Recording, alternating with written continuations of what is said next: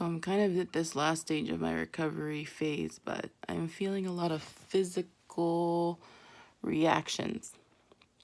Like, I feel like my chest is tight and I feel like my belly is kind of in disarray.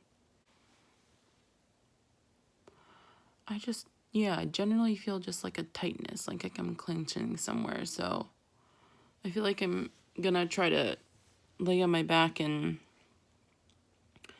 do a few deep breaths and try to clear my mind of holding on to thoughts, clenching, make sure my body isn't clenching or tense anywhere. But this recovery has been particularly challenging. Usually I can bounce back, but it has been harder to bounce back. So I'm going to try to do that. I've been having a lot of dreams lately, so that's been having me it's been having dreams prevents me from getting the best possible rest. So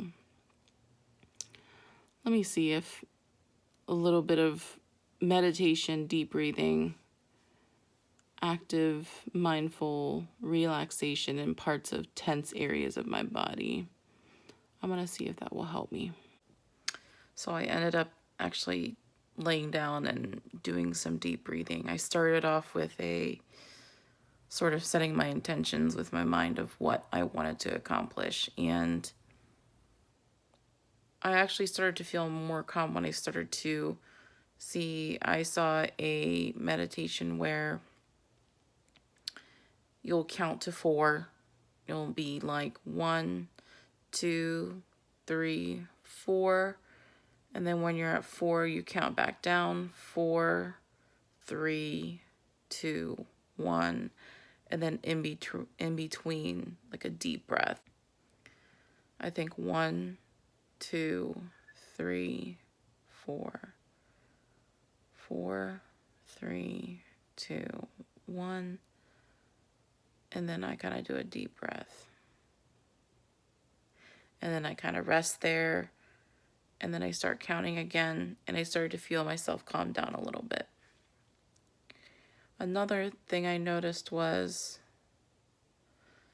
the tightness that I felt kind of went away in the top part of my body. But I felt a tightness and clenching from my feet all the way to my torso, sort of at the hip. So I still feel a tightness there. I also realized that during this time that I'm relaxing, I did have moments come to me in my mind where I sort of I noticed first my fear in the beginning. And then that calmed down a little bit. And then I felt and heard this place of confidence, of conviction. I could hear myself and see myself speaking with a very strong voice. And it was very slow and measured words. It kind of reminds me of, I don't have any religious affiliations. I dabble in multiple religions, and religions, all of them fascinate me. Some of my friends who are Christian have told me really lovely stories. For example, with Moses.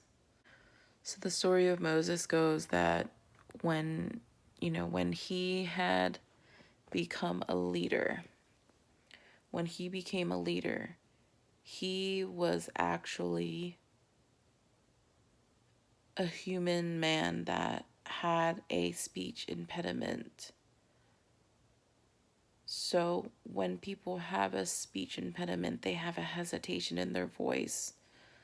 I've even run into some patients that I've taken care of, and they will have a speech impediment, and even some pharmacists I know will have a speech impediment. So when I am interacting with them and there's an exchange with them, there's a hesitation, and I guess I can see and understand how they will be met with a lot of impatience and frustration from the receiving end. So that's remarkable to me that in the story of Moses, when he became a leader, I see Moses as being a great orator, a great speech giver. But it's fascinating to me that he was given the words, divinely given words, but speaking was not his strength. But he was given words and had strength enough to lead a whole nation of people. In my meditation, that came through a part of me that was confident, a part of me that had knowing, and a part of me that had conviction. That was more comforting, and now I feel a lot more relaxed.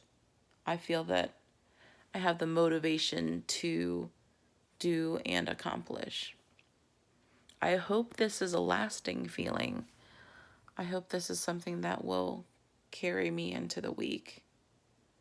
But I know that I can't immediately guarantee that to myself. I would need to tap into that part of myself again and retrain my mind to get to that part. I know it's not just going to come like that, not without training, not without discipline.